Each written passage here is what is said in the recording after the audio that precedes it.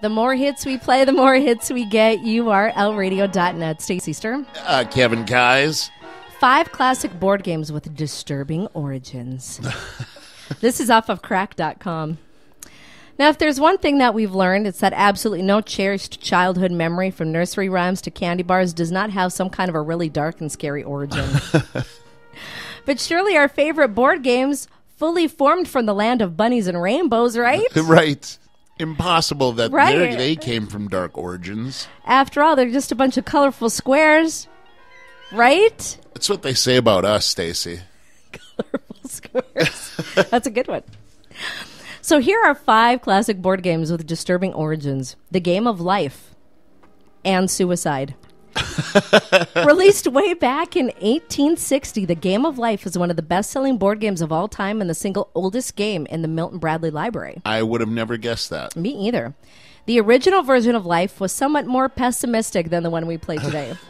Some of the board's original squares included disgrace, poverty, ruin, crime, prison, and suicide. Really? Making a square for suicide is one thing, but landing a job at the fat office is just plain cruel.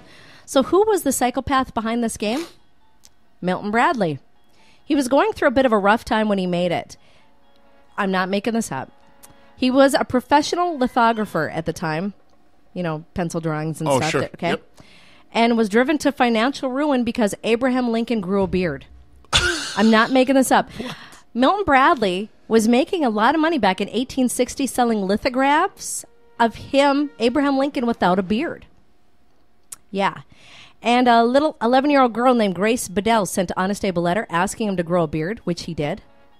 This unpresented presidential fashion and statement basically destroyed Bradley's business after all the unsold portraits were judged so yesterday. So at the end of his rope, and out of drugs and alcohol, he sat down and sketched the checkered game of life we imagine with like a loaded gun next to his table. Seriously, he decided that that might be an option for him. But then the good news is he didn't have to kill himself because the game of life became huge. Well, and then the name Milton Bradley, I mean, Synonymous with fun. Isn't Yeah. that ironic? what would you rather have? Would you rather have your name be associated with sketches of a beardless Abraham Lincoln? Right? Or Fun for the whole some family. of the most beloved board games of all time. Yeah. Definitely. See, everything happens for a reason. You just got to believe that. 4, Clue. Came out of a killing time between Nazi bombs.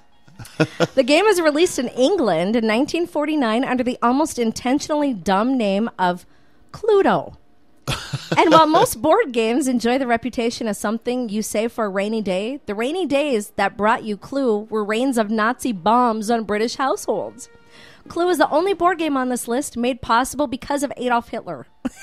The original Parker Brothers, Cluedo, was devised in 1943 by a wartime fire warden named Anthony E. Pratt, who came up with the game while walking his beat between Nazi firebombings. Wow. Yeah. Withholding any pretense, the game's working title was Murder. Basically, it was like Saw 2 in a box. Yeah. He quickly sold his idea to a game company and all was good, but he was on patrol between Nazi bombs. Not a Milton Bradley game, too? I guess not. It's Parker Brothers. Oh, sure it is. Yeah. But now they've changed Clue. Well, I'm upset. My kids have Clue, but It's like different. They don't have Colonel Mustard. They have now like John Mustard, and he's a sports What? hero. No joke. we have a Clue like that's set at a carnival, and who stole the the prizes? Oh, I don't know that. Yeah. We have the original Clue, but it's like it has the 6 or 7 characters, whatever Yep. it is, but they've been given sort of different identities. So Colonel Mustard is no longer like a wartime hero. His name is John Mustard, and he's a hot athlete. He's an ex-NFL player or something. It's upsetting. It's disturbing. That stinks. It does. Monopoly. Released back in 1935, Monopoly is the most popular board game in the world behind chess. Wow. Do you like Monopoly? I like brief games of Monopoly. I think it's a male female thing. I don't think females like Monopoly. No, and this would explain why. All right. The official story is that during the height of the Great Depression, an unemployed salesperson named Charles Darrow proposed Monopoly to Parker Brothers in 1943. It was first rejected, but eventually they closed the deal. This is the official legend as told by Mr. Monopoly. No joke. The guy, the robber baron on the box. It's a face you can trust, right? Since anyone should be suspicious of any company that leaves their official truth-telling to their mascots, several people have smelled a rat enough to investigate the story. It turns out that in a strangely appropriate revelation, Monopoly was actually pirated wholesale from a board game called the Landlord's Game, which was patented back in 1904 by a Quaker named Elizabeth Maggie. She apparently had something against illustrations because the original game was it was really boring. Crucial second round was actually designed to teach people how unfair monopolistic things could be. So that's right. Monopoly is actually supposed to be a lesson on unscrupulous business practices, comparable to Upton Sinclair's The Jungle. But the monopolistic jerks at Parker Brothers deliberately kept it evil to appeal to the darker angels of our souls. Wow. So, and women in general don't want to play that business game. No, it's not fun. Lisa has purchased me 2 games of Monopoly. Yeah. A Looney Tunes version of Monopoly, and then there's it's called the Onyx version of Monopoly. Like slam, ba-da-da, da-da-da. The board, the game board for that, glass. No way. Oh, you bet. Yeah, and it's a sweet, like the coolest, best version of Monopoly you've ever seen. And she's like, there you go. I'm like, awesome, let's play. No. We don't want to buy properties, and we don't want to. That's why if you look at a lot of those real estate moguls, they're mostly dudes. Yep. I can't think of one, I guess, beyond Leona Helmsley, who just got lucky with a hotel. Women don't want to be those property moguls. No. It's weird. But it's still a fun game. I play with the kids. But you got to invest a day. Oh, I know. We have a time limit, and then at this time limit, whoever has the most money in properties wins. Sure. We're just done with it. Now, Trivial Pursuit actually was the pursuit of plagiarism. Long before Trivial Pursuit famously became the bane of George Costanza, its distributors found themselves in the middle of a lawsuit. It turned out as many as 1/3 of the questions in the game were lifted from the book Super Trivia 2 by Fred Worth. So basically, they took this book, made it into a game. Because Worth deliberately slipped an error into his book to catch any plagiarists. So he purposely had a couple questions in there that were just crap. That were wrong? Yeah. So try to get plagiarists. Sure enough, when Trivial Pursuit hit the stores, the 1 or 2 bad answers turned up on cards. And it seemed like a key point to Worth since, trivia is the entire point of the game. Yep. So he sued them. Unfortunately, for Worth, Trivial Pursuit foiled his clever plan. The game's creators, Scott Abbott and Chris Haney, successfully convinced the lower courts that being both lazy and stupid is not a crime. Worth took his case all the way to the U.S. Supreme Court, figuring that writing a third for their material for them entitled him to a cut. Yep. And they said, no. It's the same reason that you can't copyright a phone book, right? That's true. Those numbers belong to everybody. Yep. So it's true. Just because he put it out there doesn't mean that he made the trivia. That's true. So they said, nope.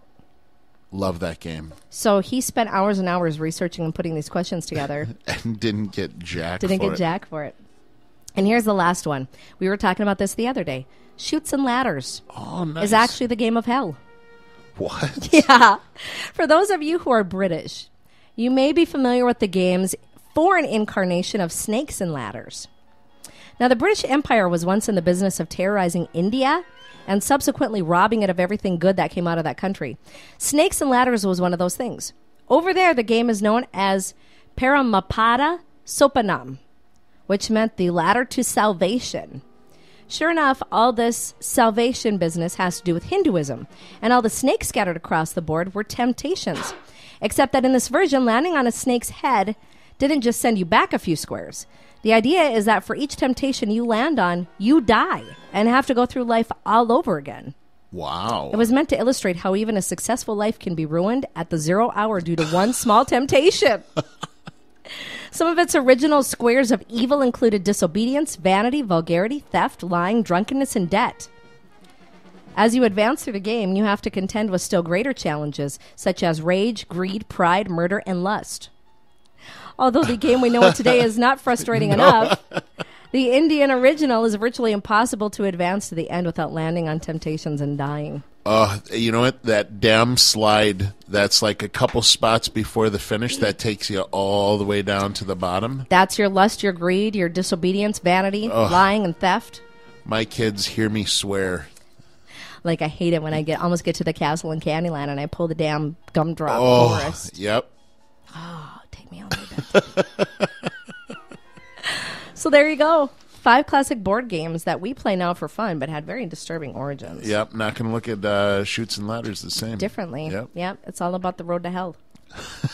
Isn't everything? It is. Your whole life is. Hey, coming up, we have predicaments.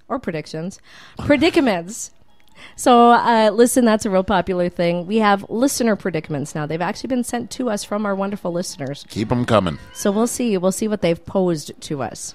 Awesome. Some of them are vaguely familiar. Some of them I know are like basis of movies out right now. Oh. Copycats. We'll take them. We'll take them anyway. That way I don't have to come up with them. That's right. Hey, and get your requests in. Let me know what you want to hear today. Email me, Stacy@urlradio.net. That's STACY@urlradio.net.